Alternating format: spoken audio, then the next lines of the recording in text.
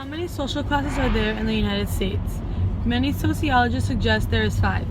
The first one is upper class elite. They represent institutional leadership, heads of multi-corporations, foundations, and universities. Capitalist elite are owners of lands, stocks and bonds, and other assets, and they're all wealth derived from what they own. Forbes magazine publishes a list of the top 400 wealthiest American families. In 1997, net worth had to be at least $475 million.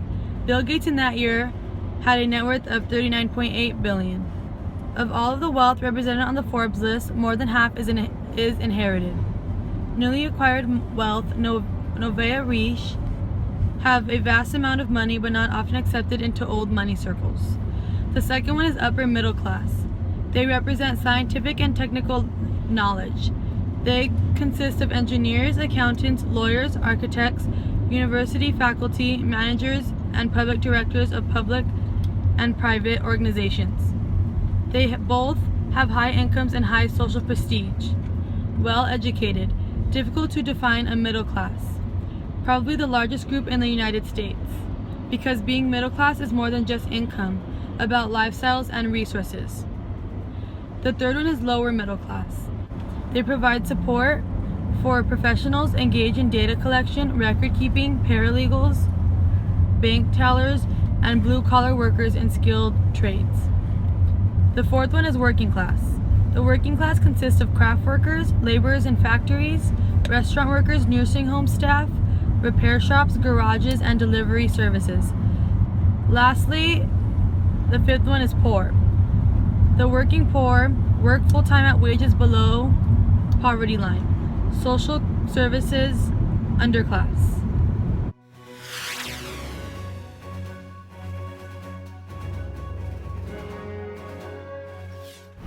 I don't know. It seems to me that for everyone that I know around me, it means something different. But when I watch TV and I talk to people, everything comes down to materialistic stuff. But I don't think it means that. I think it means it is tied to the freedom and the opportunities that United States of America offers to its citizens. And I'm speaking from an immigrant point of view.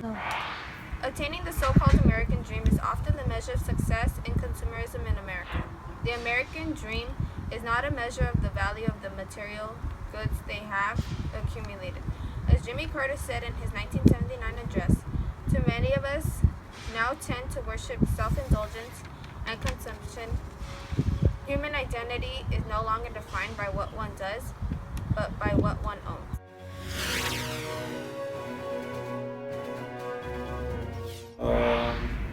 What does it mean to have access? I think for a majority of people living in the United States, there's access to anything you want to achieve. As far as education, it's not like Europe where education is free, but for many people it is free. And if you really want to educate yourself, if you want to pursue education, there are a lot of ways that you can do that. And to me, access means to have access to education, to have access to better life, to have access to healthcare, even though it seems that the healthcare is not doing so well. Actually after Obama, Obama's presidency, it was much improved. What does it mean to have access? Having access is the ability or right to approach, enter, exit, or communicate with the use of something. A person's social class has a significant impact on their access to certain resources and their need for such resources.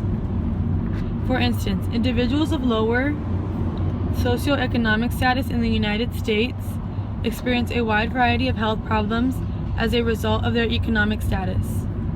They generally tend to experience a much higher rate of health issues and a lower rate of life expectancy, and yet they are unable to receive adequate medical care and nutrition, seeing as when they do, it is of lower quality. Why, you may ask? Individuals of lower socioeconomic status have less education and often perform jobs without significant health and benefits, whereas individuals of higher standing are most likely to have jobs that provide medical insurance. In other words, people of the lower class don't have as much access. Their access to these resources is limited due to their class. Their need for the resource being a simultaneous symptom of their class, and a result, they have higher rates of infant mortality, cancer, cardiovascular disease, and disabling physical injuries. Socioeconomic status is the greatest determining factor in the individual's level of access to healthcare, and unfortunately enough, most of everything else, because if socioeconomic class can place individuals at the furthest possible reach for healthcare, then it surely does the same for any other resource, opportunity, and or goal. An individual's social class can even therefore be a hindrance or benefit to their goal. Referring back to the American dream, due to its power to establish an individual with present hindering beneficial conditions. I guess most people, when they think of equality, they think of equity, where like if someone has less, then they should be given so that they're at equal pace with everyone else. But equality would just be everyone being treated the same. What is equality?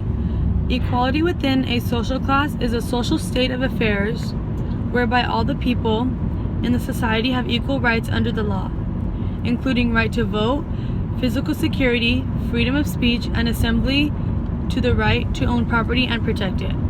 Those include education, healthcare, social securities, public infrastructure, and starting and running businesses. Inequality is some resources that people have access to and others don't. Social inequality refers to the ways in which socially defined categories of people, according to characteristics such as gender, age, and ethnicity, are differentially positioned with regards to access to a variety of social goods such as the labor market and other sources of income, the education and healthcare systems, and forms of political representation and participation. These and other forms of social inequalities are shaped by a range of structural factors such as geographical location or citizenship status, and are often underpinned by cultural discourses and identities defining. For example, whether the poor are deserving or undeserving with regard to democratic development, deepening inequalities within and between different groups in society are associated with low levels social cohesion and participatory citizenship. In addition, social inequality can impede democratic consolidation by stimulating social conflict and political instability, and in turn may act as a support for the establishment of authoritarian regimes. Capitalism. Capitalism is responsible for social class division. The means for producing and distributing goods, such as the land, factories, technology, transportation system, etc., are owned by what is known as the capitalist class. Most people who sell their ability of work in return for wages and/or salaries are known as the working class. In the working class, wages are distributed equally. The working class is paid to produce goods and services that are later sold for profit motive. Capitalists are able to gain more money by selling what the working class has produced than what it costs to buy on the labor markets. Therefore, capitalists are the ones who benefit from this situation. In addition, capitalists live off the profits they obtain from exploiting the working class while reinvesting some of their profits for further accumulation of wealth.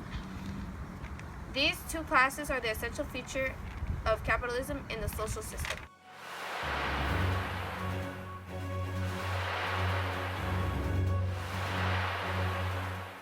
One's character, but a measure of the value of material. Shut up!